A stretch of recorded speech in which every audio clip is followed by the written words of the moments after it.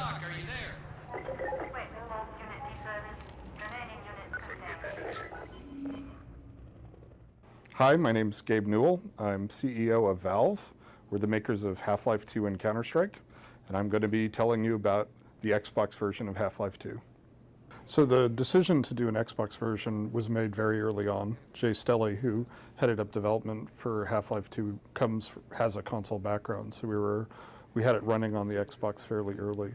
In addition, there are a set of interesting technical challenges, how we do memory management and how we do handle user interface that are actually sort of interesting across the board, and we always had wanted to tackle those. But the decision to do Xbox was made at the beginning. One thing that we've always felt was really important and has been important for our success has been networking and being a good client of the internet. And until Xbox Live, none of the consoles were able to do that. When you look at the value we created for people, a lot of it was in giving them more content over time, and that's what drove our success in a lot of ways. So now as the console platforms are being able to do those things, they become a lot more attractive for us. I don't find thinking about the platform nearly as useful as thinking about the gamer and the game experience. I think that those distinctions are overrated, and just a sharper focus on what the player is thinking about and experiencing is just, you get a much better return for thinking about the player than you do worrying about, is this a console experience or a PC experience? The most meaningful reward or sense of accomplishment has come from interacting with gamers, longtime fans who have the game. We brought a bunch of people out here. We run into them when we go to events, and getting a sense from them that we didn't screw it up, right? That we had this tremendous opportunity, that we had this really loyal following, and they're saying, you know, good job, that was more than I expected. So much of what we do is like what we're working on right now, you know. So to me, like if you ask me today what I'm thinking about the emotional reactions that people have to that security guard who knocks over the can, because that was more successful than we were expecting it to be. People hate that guy. Like, you know, I get the opposite of fan mail for that guy saying, why didn't I get to, you know, blow him up later? Why didn't he reappear later in the game so I could get even with him, you know, when I was powerful? And, you know, given what we're developing right now, I'm like saying, okay, that worked. It was less intentional than it should have been from a design perspective. How do we do more of that? So as we look going forward, what are the functions that we think we need, you know, in terms of billing, anti-piracy, updating, incremental content? We took a stab at packaging those services together in Steam, and so there's sort of a laundry list of the functions we'd like to see in future consoles, right? And we think that our requirements aren't really that different from other developers, that they're going to arrive at the same conclusion that, oh yeah, instant messaging inside of the game to people who aren't in the game, that's a good idea. Being able to do billing and is a good idea. And in the future, doing things like micropayments or other solutions for mod content or third-party content, that's a good idea that Steam doesn't have, that would be nice to see coming out of these platforms. So we do expect that any platform has to look at these requirements from developers and come up with a strategy for how they're going to offer them to us or to other developers.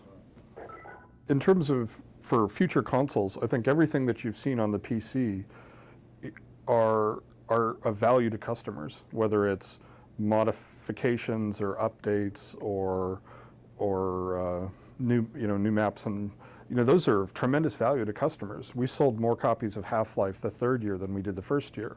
Why? It was lots of reasons, but one of the biggest was there were more mods and maps and player models and things like that. So consoles need to move in that direction, because if they do, gamers are going to reward them.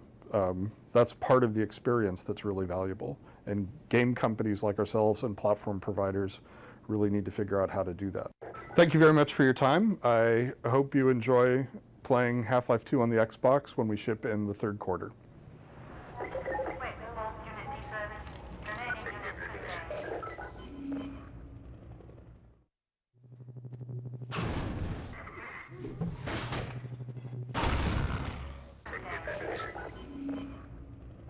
My name is Mark Laidlaw, and I'm the writer on Half-Life and Half-Life 2.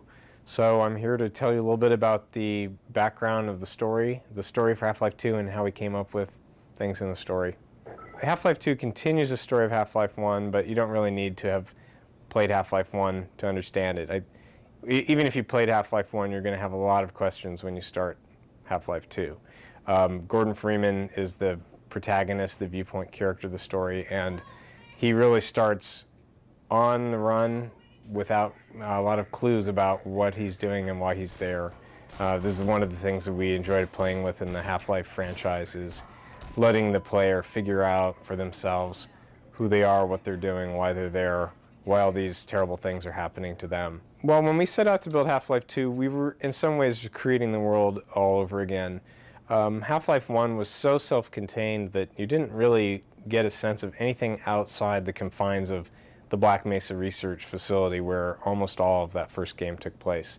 So we spent a lot of time thinking about the world that was suggested by Half-Life 1 and thinking of ways that that could open into a really limitless set of possibilities for future games.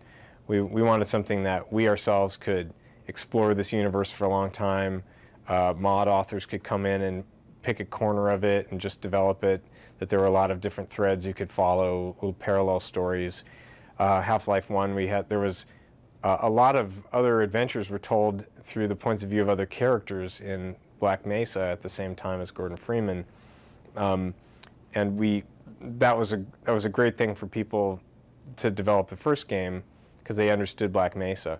We wanted a world that would encompass a lot of different kinds of threats and historical events and different kinds of aliens, so that other people, when they want to come in and play around in this world, will have a really sort of lush, fertile playground to mess around in.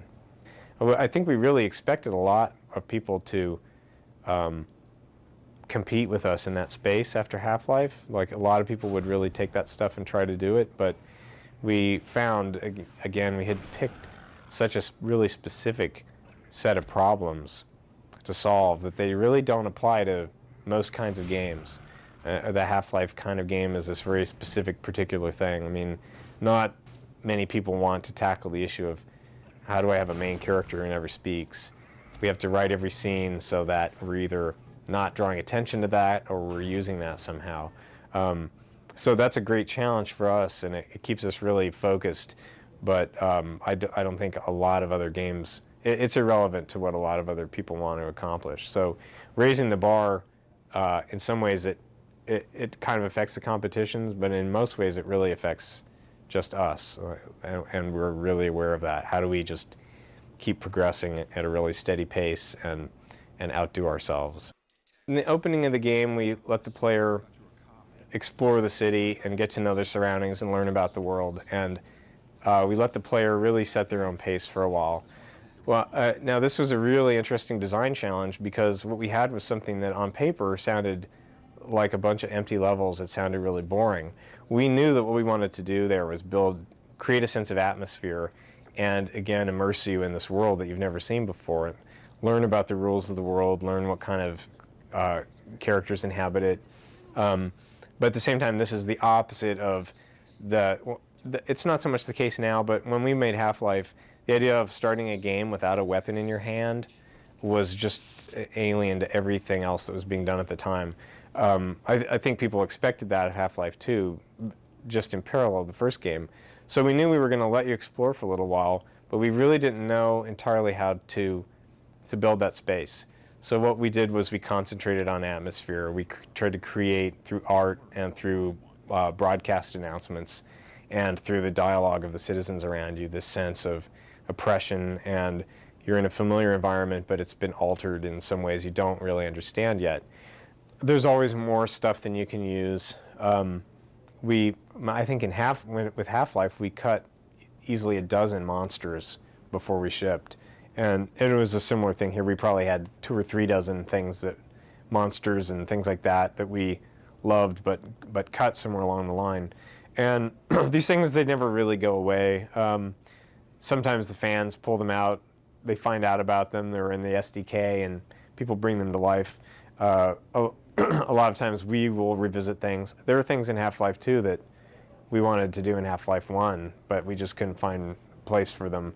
Some of those were scenes, some were ideas for gameplay, but I think a lot of the things that we didn't get to this time, if there's value in them, they're still there. We'll still pursue those. So I think that's one of the things coming out of the end of Half-Life 2, we're looking forward to, how do we get to explore this material further?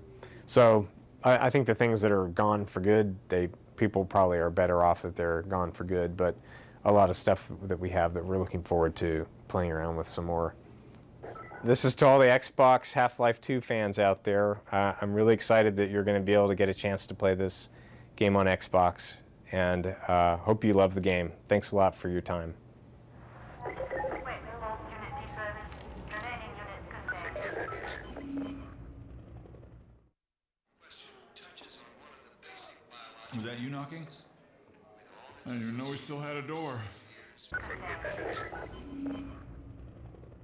I'm Jay Stelly. I'm a senior engineer here at Valve and the project lead for Half-Life 2. And today I'm going to talk about how we got all of Half-Life 2 into the Xbox. I mean, we started out with this kind of a really hard problem for the Xbox, right? We've got this game where a bunch of people designed it and didn't pay any attention to the fact that it's got to fit into the Xbox and run on the Xbox's hardware. So yeah, I feel like we're really pushing the Xbox hard.